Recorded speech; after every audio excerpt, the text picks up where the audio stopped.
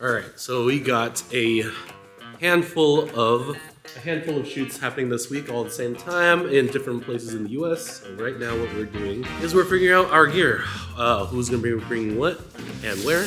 What are you doing this week? We have a testimonial in Venice, and then there's another shoot where I'm cam hopping the Z200s on Friday, and that one's in somewhere in LA. Russell, where are you going? Home. Oh, where are you going after home? You go to Denver. Denver. So we'll do a tour of our setup of all the cameras and everything. But so for Denver, you're bringing how many cameras? Two. Two of the Z200s. Two of these NX800s. Just outputting from our switcher, 2 cameras to switcher to their computer. Got it. So this is what he's bringing over to Denver. So this is what I'm bringing to Boston right here. Almost all of them. We have 2 small rig tripods here. I have a 3rd tripod in my house that I'll bring. We have boom pole for audio, as well as this Hollyland for backup my lav mics. 2 FX3s.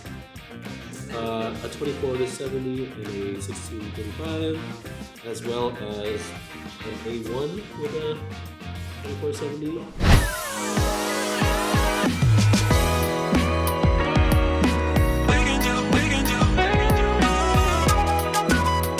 All right, good morning, y'all. It is now 5:36 in the morning. Just got here to the airport. And we are on our way to our next destination, which is Denver. So, one thing I do like about this airport, which is Ontario Airport in Ontario, California, is that it took me, I would say, around 5 minutes from the time that I got in through the front doors over to my gate. So that's going through TSA. Granted, I do have TSA pre-check. Make sure you guys get that. It's great. But yeah, through front doors, through TSA pre-check, walking to my gate, 5 minutes. So the plan is we're going to Boston. I mean, technically not Boston, we're going to Worcester, which is like an hour and a half away from Boston. So the plan is I'm going to be at that convention booth. We're going to be doing a 2-person interview setup. So 3 cameras, 2 on each individual person, and then 1 wide for a 2-shot. And I'll show you guys what we're gonna do to get that set up. So I have my trusty Pelican case right here.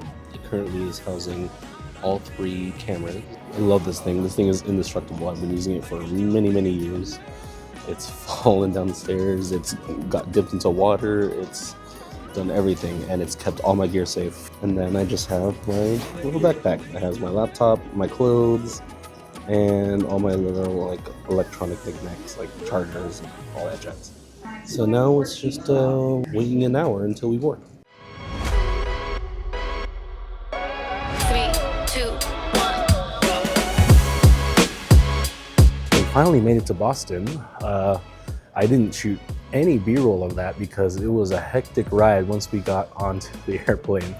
So basically, the first plane was delayed to the point where once I got off the plane in Denver, I basically had to sprint from my gate down, I think it was like 20 or 30 gates to the next plane. And I was the second to last person on that plane, literally closed the doors right behind us. So thankfully I got on and had to wait and find another connecting flight, but we're here. We're in Boston, and now I'm just waiting for my luggage to come. Here come our luggage. I was worried that the luggage wouldn't arrive with me because I sprinted to the second plane, but I checked the app and it said that it made it. So, woo! Hey. Looks like we made it. Look how far we've come, my baby. Yeehaw. So I got everything here. Got my check-in, my Pelican, and my backpack. Let's go get the rental car. So I was unaware how Hertz does their rental cars, but it says just pick any mid-size SUV in the gold zone, and I don't know, everything else looks like a van or a car, so maybe the Kia Soul? I'm assuming this is a mid-size SUV, but yeah, let's do it. Let's take this.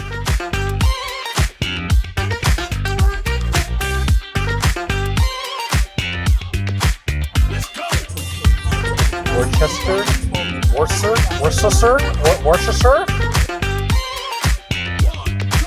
So I just keep giving you up, picking you up, kissing makeup. Oh, every time I see that I'm done, biting my tongue, falling in love. Oh, going down inside. So, made the hour 20-minute drive. We are now at the Hampton Inn and Suites, which is like a couple minutes away from the actual event center, which is the DCU event center, I believe it's called. Let's bring our stuff inside.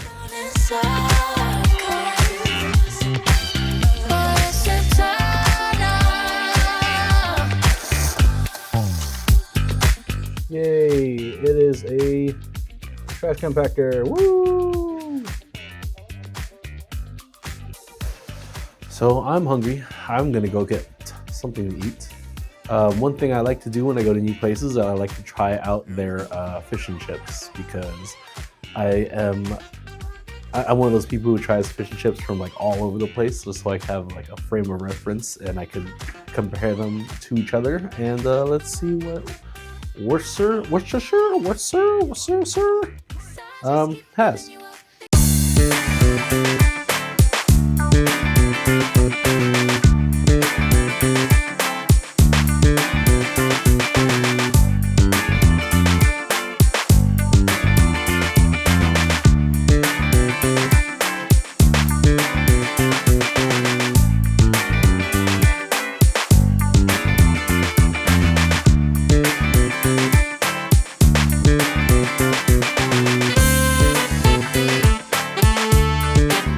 So, review of the fish and chips. You'd expect this place to have some pretty good fish and chips, but I guess not. So, I don't know. That's what they said was the best one around here. I mean, the size was great. It was huge, but it didn't taste very good. All right, we're here at the DCU Center. I'm just gonna go ahead, grab our stuff, and head on up. It is now 8 o'clock on the dot, but nothing is open. They said to come here at 8 o'clock so I could start setting up, but literally no one's inside, so I don't know.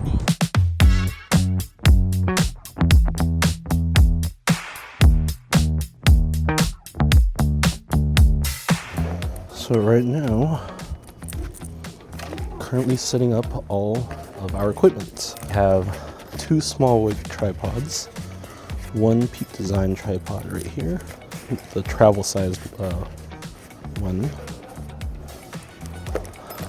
We have 1 light stand with an Amaran 200X.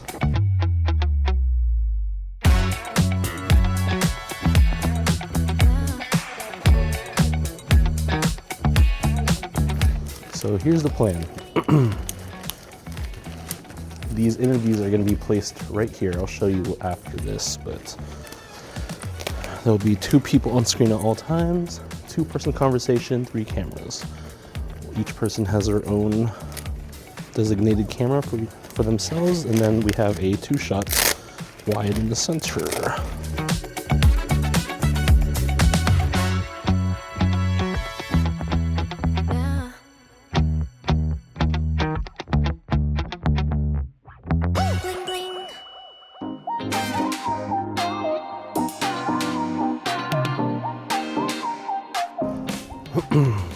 So this is where we're going to set up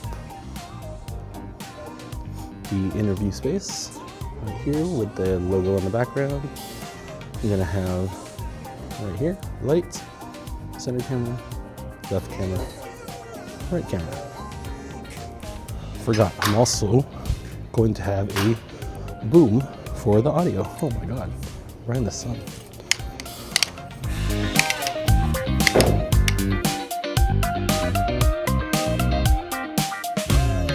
main center camera. It's gonna be in Sony A1 and the G Master 16 to 35. All right, the two side cameras are both gonna be Sony FX3s with the Sigma 24-70. Actually, I lied. One's gonna be a Sigma 24-70. The other's gonna be a Sony G Master 24-70.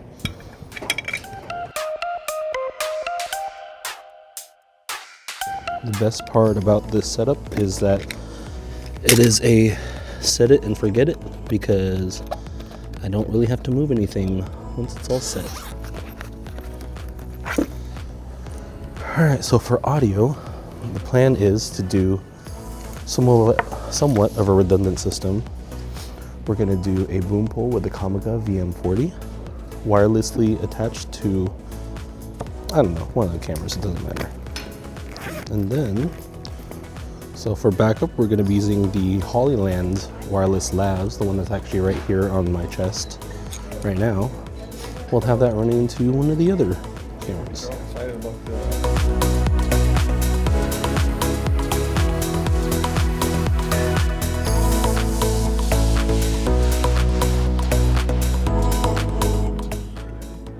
Alright, setup is ready. We have our boom right here, set up wirelessly to the A1, and FX3s on both sides, both with 24-70s. And right there, the Godox 90 on a 200. Does it sound? Everything sounds great.